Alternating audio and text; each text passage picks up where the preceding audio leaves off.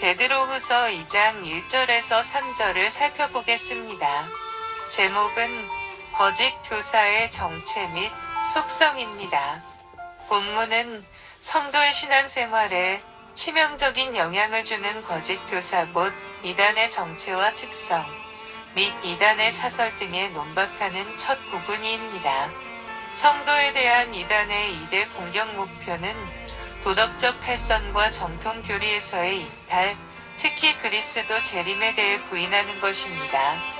이에 베드로는 본론에서 이러한 이단의 실체와 그들의 죄상 및 이단 사설의 허구성과 그들에 대한 하나님의 심판의 확실성을 밝히 드러냄으로써 성도들이 이를 분명히 깨닫고 올바른 신앙생활을 위한 경계의 지침으로 삼도록 하고 있습니다.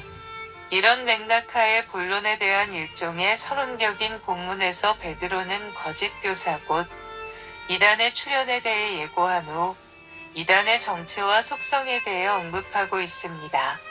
먼저 본문에 언급된 이단의 정체는 다음과 같습니다. 첫째, 언젠지 모르게 교회 안에 몰래 들어와 거짓 교사 노릇을 하는 중에 또 다른 이단, 곧 멸망케 할 이단을 가만히 끌어들이는 자입니다. 본문에서 베드로는 마치 거짓 교사와 이단이 서로 구별되는 것처럼 말합니다.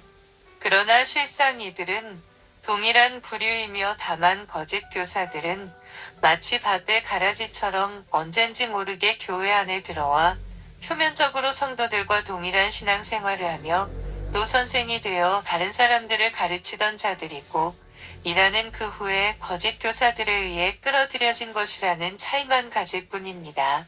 둘째, 그리스도의 구속 교리를 부인함으로써 스스로 임박한 멸망을 자초하는 자입니다. 그리고 이단의 속성에 대하여는 첫째는 도덕적으로 특히 성적으로 극도로 타락한 행위들을 일삼으며 둘째는 자신의 탐심을 채우기 위하여 자신들이 지어낸 사설로 성도들을 미혹한다는 것입니다.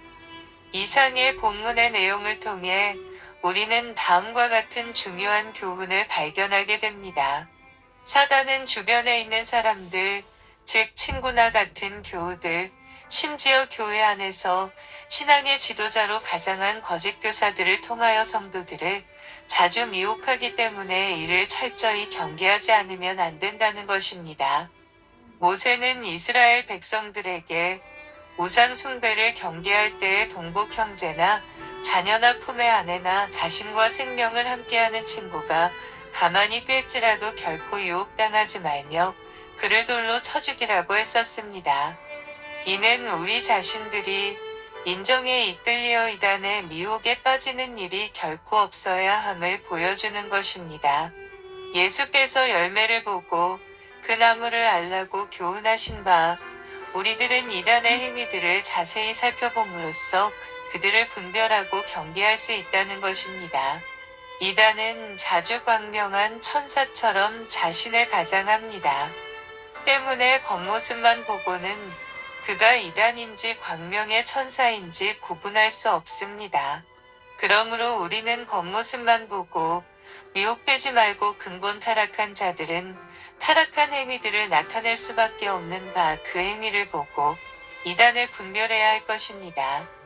이단을 분별하는 또 한 가지 방법으로서 그가 자기 행위나 말로 하나님께 영광을 돌리는지 아니면 자신의 탐욕을 채우고 있는지를 살펴 이단의 여부를 분별할 수 있다는 것입니다. 이단이 어떤 사설을 꾸며내어 퍼뜨림으로써 성도들을 미혹하는 첫 번째 목적은 자기의 탐욕을 채우기 위한 것입니다. 그러므로 성도는 어떤 이야기의 표면적인 내용보다 그 배후에 그 이야기를 말한 자의 의도가 무엇인지를 살펴봄으로써 이단을 잘 분별해야 할 것입니다.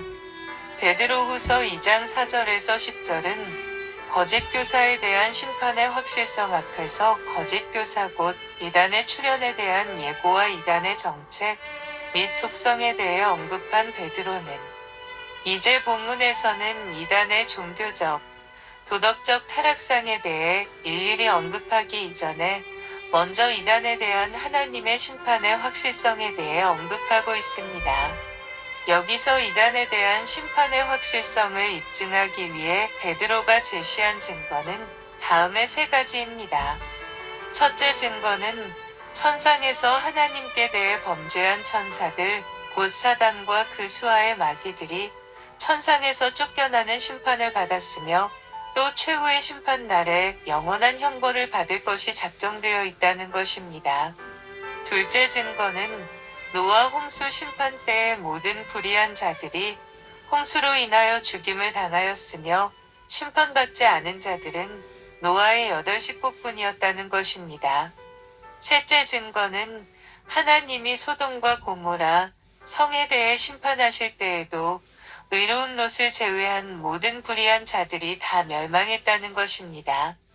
그러므로 경건한 자는 구원하시고 불의한 자에게는 반드시 심판을 내리시는 하나님의 절대 공의의 근거에서 볼 때 불의한 이단에 대한 하나님의 심판은 자명한 사실이라는 것입니다.